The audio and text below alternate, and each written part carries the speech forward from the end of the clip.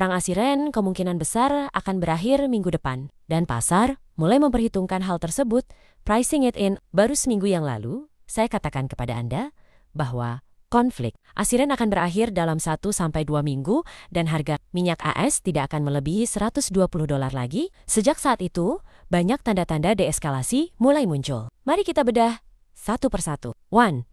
Pergerakan imbal hasil obligasi bond yields. Imbal hasil yield obligasi Amerika Serikat tenor 10 tahun kembali bergerak, mendekati 4,4%, minus 4,5%. Level ini berulang kali memaksa adanya reaksi kebijakan. April tahun 2025, saat yield melonjak, tarif sempat ditangguhkan. Akhir tahun, kesepakatan dagang didorong untuk menenangkan pasar. Yield yang lebih tinggi memperketat kondisi keuangan dengan sangat cepat, meningkatkan biaya pinjaman, menekan ekuitas, dan memperlambat ekonomi. Itulah alasan pemerintah biasanya turun tangan saat yield bergerak terlalu cepat. Sekarang kita berada di zona itu lagi, sehingga peluang tindakan penyelamatan pasar market relief meningkat. 2.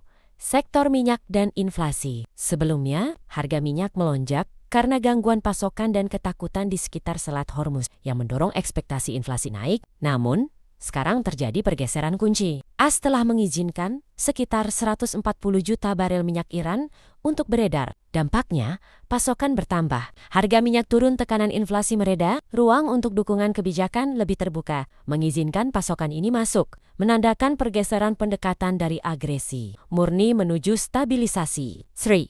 Situasi militer. Laporan menunjukkan perkembangan signifikan di lapangan. Pangkalan utama Iran telah dihantam. Sebagian besar infrastruktur militer sudah rusak. Beberapa tokoh tingkat tinggi telah disingkirkan. Pada tahap ini, perang biasanya tidak berlanjut dengan cara yang sama. Situasi akan bergerak menuju negosiasi, pergeseran politik internal, atau penyelesaian yang terkendali. Karena biaya untuk melanjutkan perang menjadi lebih tinggi daripada manfaatnya. 4.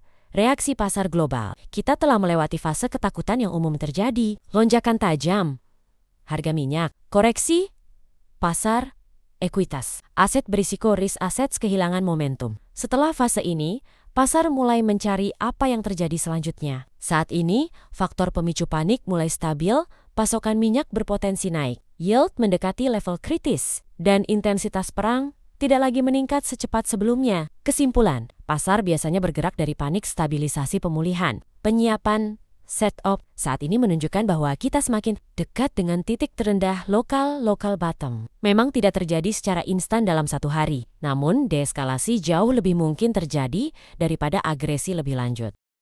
Mengingat narasi deeskalasi, pasar biasanya akan merespons dengan pola riskon, kembali berani mengambil risiko. Berikut adalah analisis dampak sektoral jika perang benar-benar mereda minggu depan. 1.